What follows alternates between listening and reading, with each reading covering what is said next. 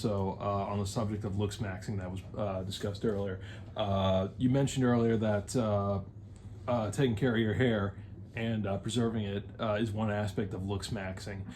In a hypothetical situation, let's say shit like finasteride didn't exist and you ended up with bad genes where you were going to have the hair was going to be all gone up top. Yeah. Would you make a concerted effort to get a plan to go to Turkey or something to get the transplant surgery? I mean, depends on how soon my shit really was going.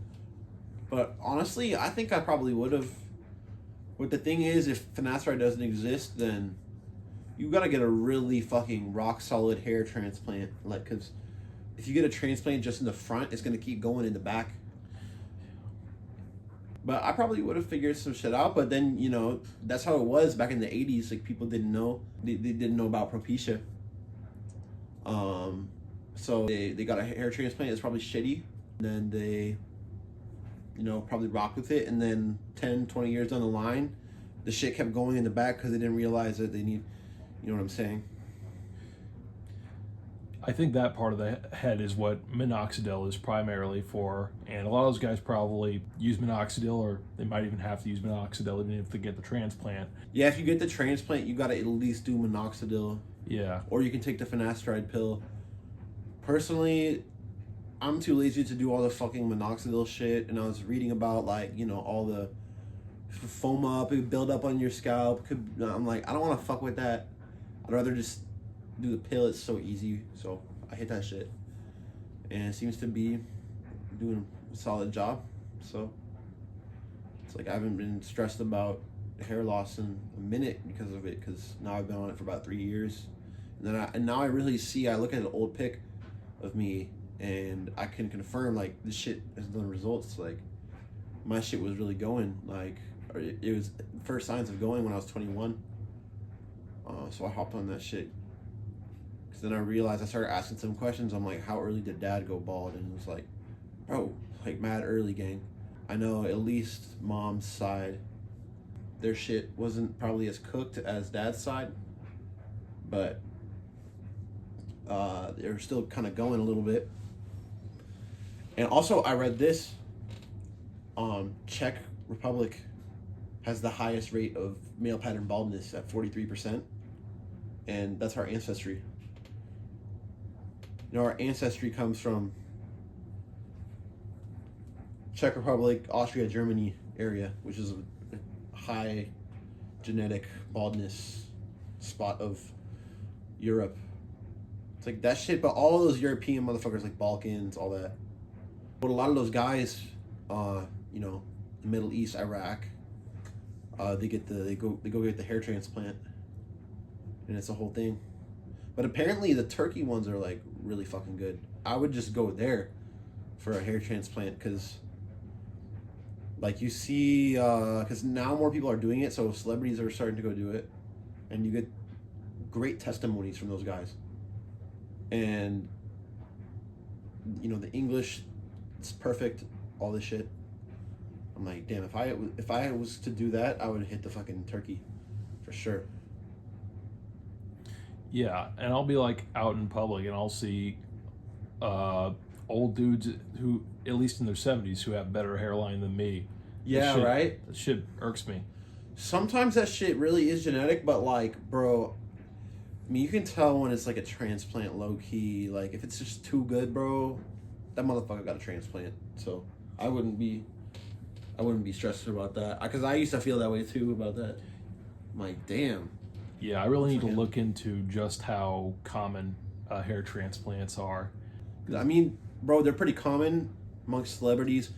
A lot of the reason why the older male celebrities now have hair is because they knew about Propecia way before anyone did. Yeah. Because if you ask them, a lot of celebrities have come out about their hair transplants and usage of Propecia. They've come out about that. I'm sure like there's a big fraction of them that we don't know about. Probably most of the guys that are into their 40s and 50s. That's one thing that's fucked up about the transplant is like if you're in front of cameras a lot, then people are gonna see the pre-transplant you and then the post-transplant. But with shit like that, you can't really put too much care into that. That's a if you view it as like, oh, this is different now, and people are like, oh, it's different. Like, who cares if you want to do that shit and then it looks good? Because who cares if it's like the people you already know? But like, at least like when you're outside talking to some shawties, like they might fuck with you more, like because you got the nice hairline type shit, versus when your shit was cooked, you know. I think what I've noticed to be a bit more nuanced is that I think a lot of guys treat it as a two-fork road. It's, do I want to keep my hair or do I not care? The ones who keep their hair, they get the transplant and all that. But the guys who don't care, a lot of them just shave their entire heads. They embrace being bald. Honestly, those guys that fully embrace being bald, that can lead to more personal success when they really just embrace that shit, and they full send on the bald look. Sometimes it's really freeing for individuals. Yeah, I see a lot of YouTubers, especially that get older. They go with the shaved head. Yeah. And you see all the YouTubers and streamers, you know, the ones that are in front of the cameras all the time. And they always, like the guys that are really big, like Blackboy Max and Aiden Ross, like they've all had like conversations with their chat, like they're cooking their hairline, that they're balding or whatever. Blackboy Max, he like did minoxidil and like derma stamping. Here's the thing, derma stamping, bro. Derma stamping is what you really got to do. I really started noticing a difference after derma stamping. But he started that shit with the minoxidil, and it saved his shit. Like, his shit looks better now. And then Aiden Ross has also gotten comments about, because he's thinning a little bit. But I don't know if he takes shit, though. I'm pretty sure he doesn't.